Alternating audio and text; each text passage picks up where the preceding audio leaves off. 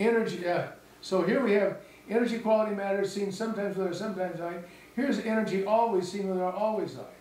Now we have down here the quality always, okay? Now, there's certain qualities that I see sometimes.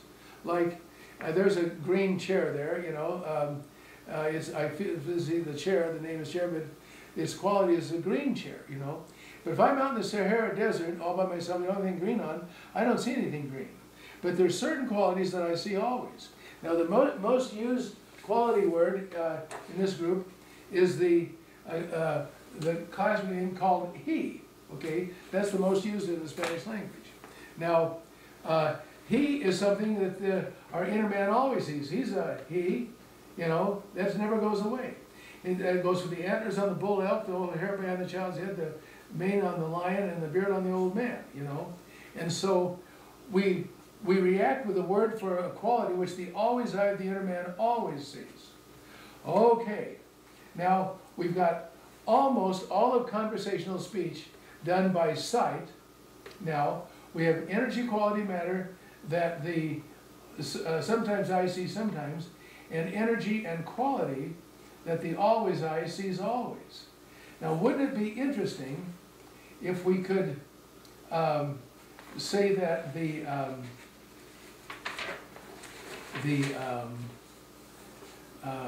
this last kind of conversational word, this one right here, was for matter seen always. Then all that human conversation would be energy, quality, matter seen sometimes with the sometimes eye, along with the energy, quality, matter seen always with the always eye. You know, well, wouldn't that be nice? Yes. Can we do that? Yes. Is that an easy thing to do? Not easy. Okay. Why not?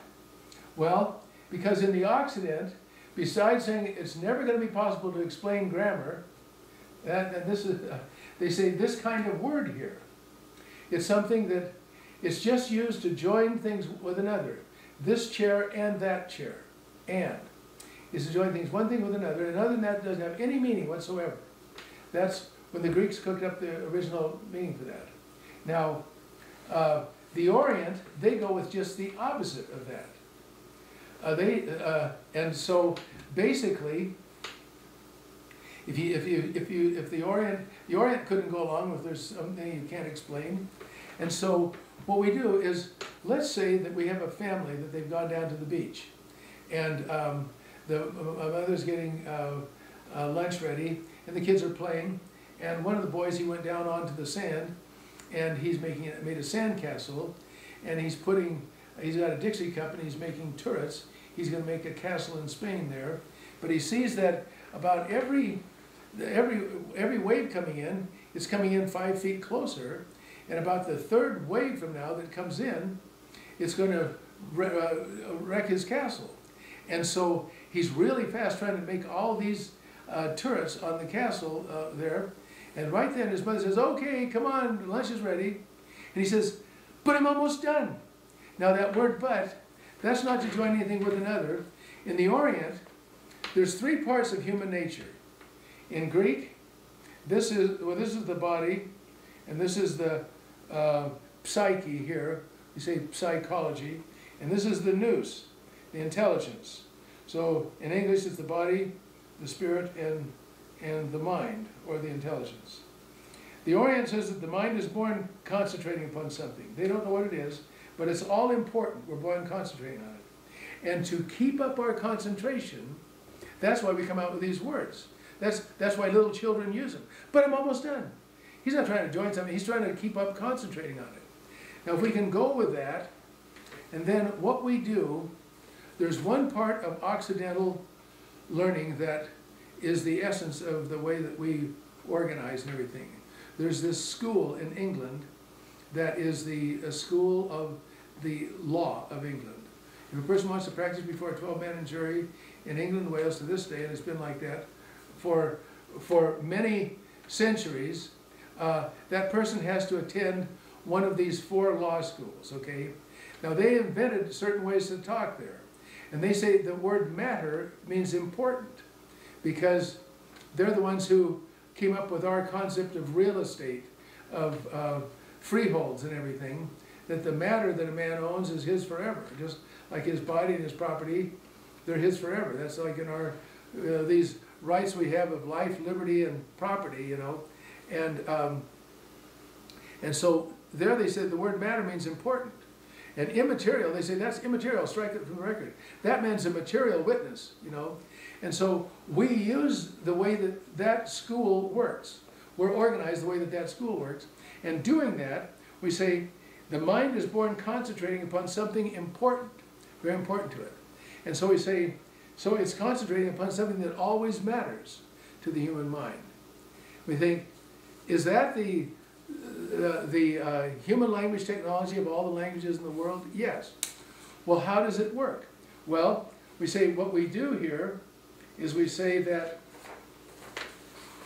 whenever the mind in human beings is mentally looking and physically seeing some matter, so much that we react with a name out of our throat for it, we got to be looking at it through our mind's eye, our memory's eye, our always eye, which always sees energy, quality, matter, and sound can come out for each. Does that explain all the endings that go onto nouns and pronouns, etc.? Yes. Huh. And then we say, whenever the mind of man looks out through our physical eyes to physically see some action, that we see as the energy that's an action for which we have a word right now. We've got to be looking at it through our mind's eye, our memory's eye, our always eye, which always sees energy, quality, and matter, and sound can come out for each. Does that explain all the endings that go on to verbs? Yes. Oh boy. And then how about when we look at what's going on between matter and energy, quality? Whenever the mind looks out through our mind's eye to physically see a quality that at this instant it sees as the interaction of matter and energy. Energy lasts forever, matter lasts forever. What's going on between them, quality, is constantly changing. But we have to look at that through our mind's eye, our memory's eye, our always sees energy, quality, and matter, and sound can come out from each. Is this the technology of all the languages in the world that the U.S. Defense Department called human language technology? Yes. Well, how did we get that? Well, the next step is that across the bottom here, instead of saying matter, we're going to say individuals, because we're talking about material individuals. And across here, instead of saying quality, we're going to call it classes, because these are qualitative classes. Instead of saying energy, we're going to say action. This is energetic action. Is this the human language technology that the U.S. government said that is the technology of all the languages in the world? Yes. Well, how do we get that? Well, we just turn one more page, and here what we have. This is what the U.S. government said. This is the technology of all the languages in the world. Here are material individuals, qualitative classes, and the energy that is in action. And that is the grammar of every language in the world.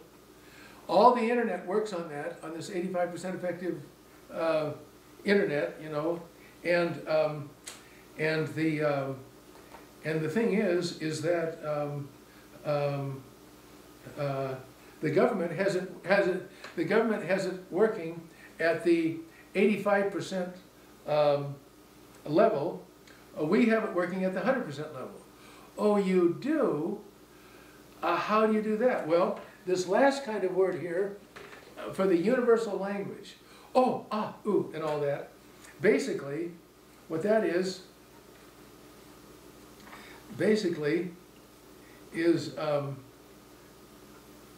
that is how our last cartoon is. The mind of man is born concentrating what's important to it. What's important? It's what's going on in the world. Okay? That's all important to it? Yes, that's why we make these outbursts. Oh, ah, ooh, laughing, crying. It's all important. Really? Yes. And the mind is born concentrating upon that? Well, then it means it's got to, somehow, there's got to be matter. Yes, that's right. And so this explains, this is all language in one thought? Yes, all language in one thought. And here it is. This is all language in one thought. On the DVDs after this one, we're going to show how this right here is used to translate what has made the LDS Church the language capital of the world. We had these 6 missionary discussions, and it took months and months to learn them all. It took the typical young missionary 8 months to learn them in Spanish. And we show, after we show you how it works like this, you'll be able to understand it in a matter of minutes. All right, so now we're going to, this is, the world calls this human language technology. We do one more thing and we show you how to make it complete human language technology, okay? And that is, all humans are born reacting to what's going on, the most powerful concept, okay? Now, we have a law of language, that if a child comes into a language environment before the age of 8, they'll learn to speak that language like a native, okay? Now, in the LDS Church, there's a very important thing about age of 8. They don't want to be baptized up to age 8 because they're going to go right back to, if a child passes on before the age of 8, they go right back to the celestial kingdom. They're celestial, just like they came here, you know. All the rest of us have to be baptized after age 8 to be able to go back to the celestial kingdom. And the Lord says, unless we become like little children, we can't go back into the celestial kingdom, okay? But everybody is born reacting to the power or the energy that's happening, okay? And so we're going to show now how this makes human language technology. But then when we get to that final point, we have a guest here. Actually, the camera is a guest as well, you know, but we have a guest here. We're going to ask him, you know, this final point, which makes it into complete human language technology that we work with. And so, but right now, we say, now, here is what we name. These are all the matter words over here, okay? Now, so here we have the mind, the mind's eye and the physical eyes here, okay? And so we say that when we see something that is acting, that is what we give the name to. So under here, each one of these, we have action quality individuals, action classes individuals, action classes individuals, action classes individuals. And the action here is when we see something acting, that is what we name. Some person walking on, he is acting over there, he is walking, okay? But when he's acted upon, we put an ending on it. We say, it is acting upon him. Who is acting? It is acting upon whom? They are acting, it's acting upon them. We put the m on there to show it's acted upon. But the name, so we have what we call these it marks. These it marks here. They're the stem of the verb in every, the stem of the word in every language in the world is the it part. We make all the rest of the words based on the stem, okay? And so basically, we have 3 ways of acting and acted upon in English. He, his, him, who is whom. But in Spanish, we've got 6 altogether, okay? And then the next thing down here is classes. Okay, now, everything that's alive and moving, there's 2 kinds. What are they? They're male and female, okay? Okay, now, what is the power thing there? You know, we had beautiful Snow White, but what she sings, someday my prince will come. He's going to save her from any of the crazy things, okay? And so all children, they identify with the male hero so much. In every language in the world. That's what the Army is made of. That's my dad who protects us and everything. And there'll be no ending on male names in any language in the world. We say male, female. Man, woman, Claude, Claudette, okay, in every language in the world. And we put a very powerful ending on if it's neither sex. In Spanish, it's el. In Old Spanish, it was ella, and for female, and el yo for neither, okay. And then we say the thing in all existence, the individual thing in all that is the very most important to you is how many things. It's one thing. We don't put any ending on for one individual. We put on for many. One child, many children. Okay? So that is the explanation of this part of it, like we said, what we're doing is we're showing this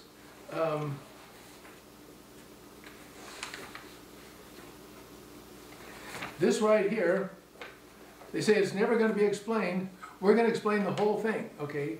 And then at the very end, it's just one thing that we explain, okay? So then here in the middle, we have qualities, okay? Now, the actual interaction that produces a quality. I mean, outside it was brown a few months ago, you know, and or white and everything. But now the sun came out and it's made it all green again. So the sun's action with the trees out there, it gives us this quality of green. But just when we're talking about classes among the green trees, we'll say that one is greener than that one. We put on for that. So nothing here. So there's nothing here, nothing here, nothing here. These are the three it marks on that side. And there's nothing here, green. But this is greener, and then we pick out one material individual that has it most, and we say that is greenest, or the most green, or the least green, you know, the individual there. Okay, so we have that part of it. Now we come to this part. Now there was a lady who wanted to take this training because she wanted to teach in Salt Lake City schools, and the thing is that you have to have some Spanish in the elementary schools, and she was taking Spanish at the University of Utah, but she had to drop out 2 semesters in a row because she couldn't afford to get a failing grade because she couldn't understand how the Spanish conjugate verbs. Okay, so, but we're going to show how the Spanish conjugate verbs, and we're going to do it. We showed this to her husband in 5 minutes. He could conjugate all the Spanish verbs that are in our multicolored language tool there. And so, basically, we're reacting to energy over here, and what we do is we have this A, B, and C. Now the A is the mind, the intelligence. The B is the mind's eye, and the C is the physical eyes. Okay, and so we say here is A, and here is A. Now, so we have, see, energy is Roman numeral 1, and then qualities of energy is Roman numeral 2, qualities of matter is 3, and then matter is Roman numeral 4. But how we look is Arabic numeral 1, 2, and 3, 1, 2, and 3, 1, 2, and 3.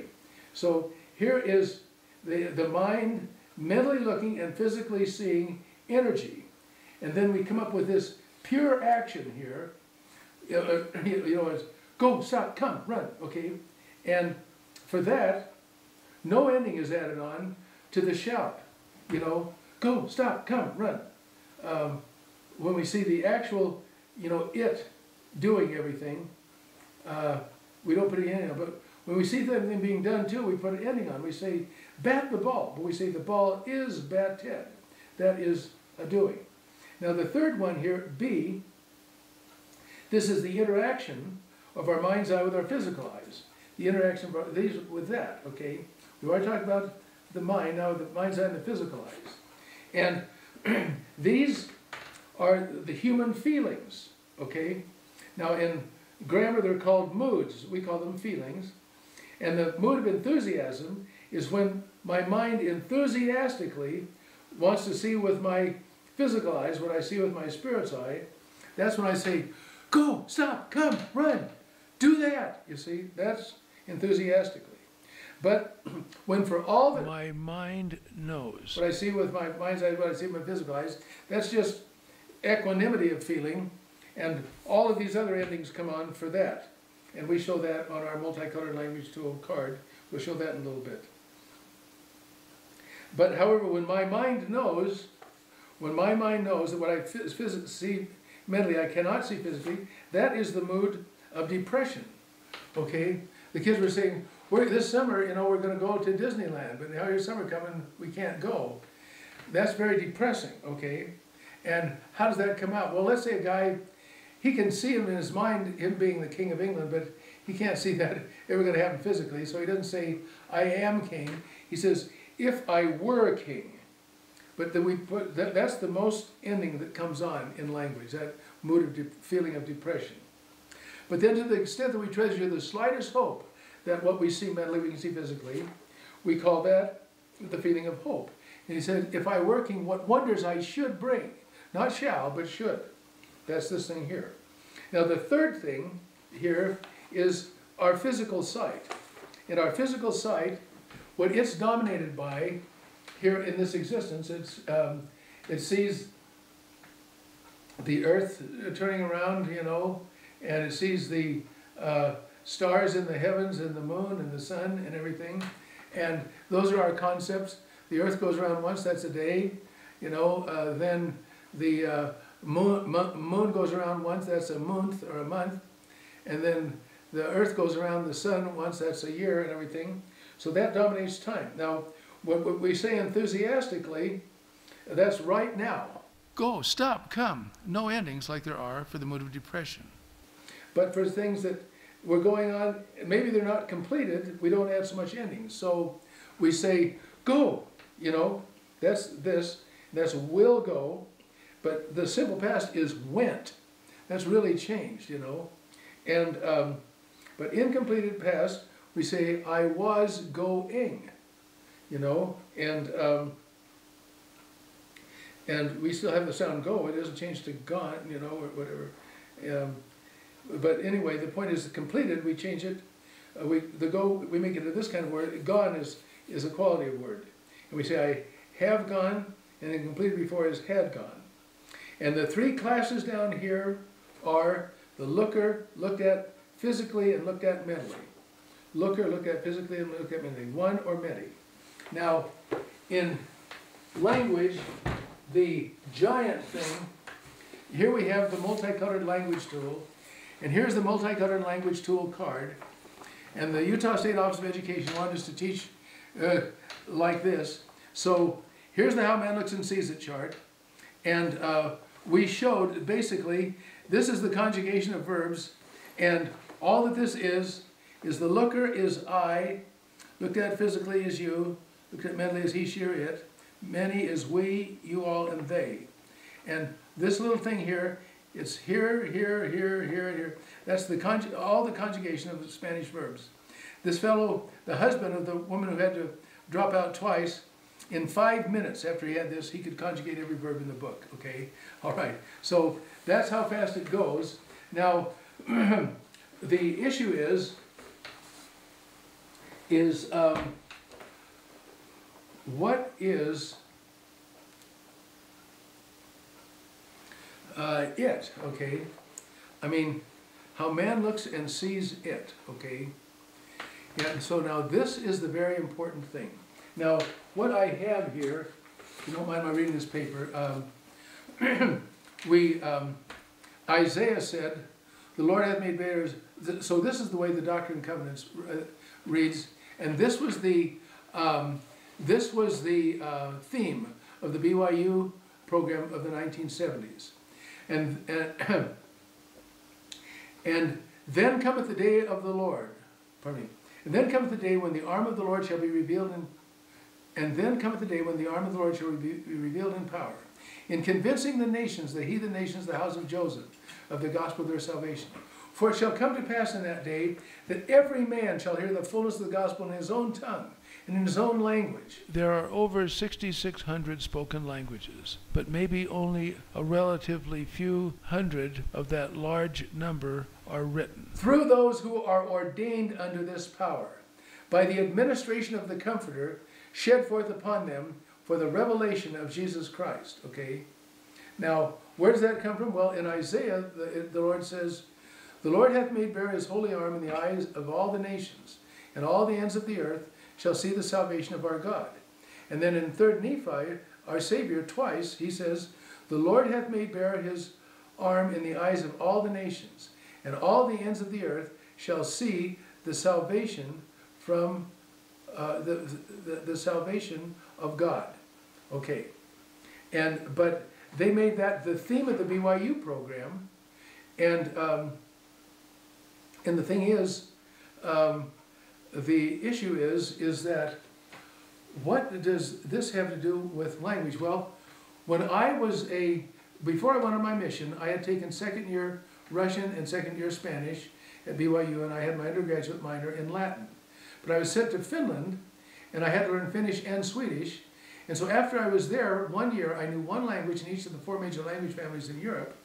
And the point is that now there's 4 different language families there, and I knew one language, one Latin language, one Germanic language, one Slavic language, one Central Asian, Ural-Altaic language, and they all work the same way. But basically, what I read as I was reading in Mosiah, I resolved to read the Book of Mormon from cover to cover, and in Mosiah 8:13, Ammon is talking, he says, "And Ammon said unto him, I can assuredly tell thee, O king, of a man that can translate the records, for he hath wherewith he can look, and translate all records that of an ancient date, and is a gift from God. And the things that the things are called interpreters. And no man can look in them except he be commanded of God, lest he should look for that which he ought not. And whosoever, and should perish, and whosoever is commanded to look in them, the same is called seer." Okay, so that explained everything. It said, basically, grammar is just how people look, you know, like this. Now, the idea is I used to live in the LDS colonies in Mexico, and so many of the people there are my associates. And when I would tell them about the Oriental way of doing language, they said, "Oh, Brother Whiting, I can't understand what you're talking about." I said, "Listen, how many Indian tribes we have here in Mexico?" "Oh, hundreds of tribes." I said, "Have you ever been to the Museum of Anthropology down in Mexico City?" You know, "Oh yeah, we went there, you know, a couple of years ago. I took my kids there on vacation." I said, "You see all the big chunks of ruin and the big hieroglyphs that they had?" "Oh yeah, I've seen those." I said, "How many of the Indian tribes used those hieroglyphs?" "Oh, they all did. The Aztecs, the Maya." We have the same thing here in Mexico that they had in the Orient. Yes, but among the Nephites, we did it at the 100% level instead of the 80% level. It says, Ammon says, he can translate all records that are of it, wherewith he can look and translate all records. So I said, oh, all the languages is how people look at what they see. Okay, now then basically, Joseph got a revelation from his father, and he said, "And faith, hope, and charity, with an eye single to the glory of God, qualify a man for the work." And then he said unto Oliver in the 6th section, "Behold, I grant unto you a gift," if you to translate, "even as my servant Joseph." And the same thing, "And behold, I give unto you, and also my servant Joseph, the keys of this gift." And then he calls them my sons. And then he says, "Look unto me in every thought, doubt not, fear not." And then he says, all in the 2 sections after that, "Oliver, you've been doubting." And then he says, "Oliver, it's not necessary for you to try, just keep on writing, because behold, you have not understood. You suppose that I would give it unto you when you took no thought except to ask." Oh, see, he says, "But look unto me in every thought."